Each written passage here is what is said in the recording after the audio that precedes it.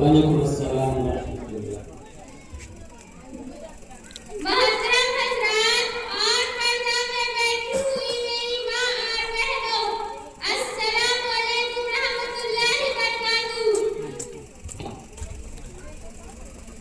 यूं तो हर मजहब हर कल्चर हर तमद्दुन में सफाई और पाकीज़गी पर जोर दिया जाता है, लेकिन जितनी जामियत के साथ इस्लाम में सफाई और पाकीज़गी पर जोर दिया गया है, उतना किसी भी दूसरे मजहब में नहीं दिया गया।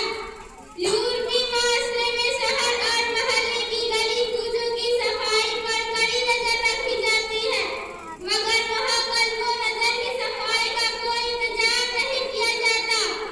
बाज़ लोग इलाही बातें सफाई के लिए बड़ी रियासतें करते हैं, लेकिन जहरी सफाई पर बिल्कुल तवज्जो नहीं देते। कई डॉक्टर और हकीम साफ-ग़िज़ा और साफ पानी की बड़ी अहमियत बयान करते हैं, मगर हलाल ग़िज़ा और पाक पानी की अहमियत को उन्होंने कभी महसूस नहीं किया।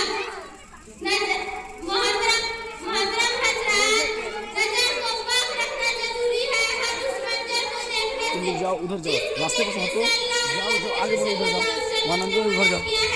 कान को पाक रखना जरूरी है। गीबत, चुगली और गाने बजाने सुनने से। ज़बान को पाक रखना जरूरी है मौतार तराशी से।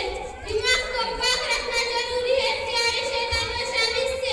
जिस्म और लिबास को पाक रखना जरूरी है नजासत और गंदगी से। तिजारत को पाक रखना जरूरी है नाक और इस्तेमाल झूठ और नखराफी से। मुलाजमत को पाक रखना जरूरी है मर्दयाती और मुजरिमाना ख्याली से। इबादत को पाक रखना जरूरी है रियाकारी और शोहरत पसंदी के जज्बे से। माहौल को पाक रखना जरूरी है ममवात से। मुल्क को पाक रखना जरूरी है गद्दारों से। सियासत को पाक रखना जरूरी है ज़मीन फरोशी से। तारीख़-गाहों को पाक रखना जरूरी है अंग्रेजों को निजाम तालीम से।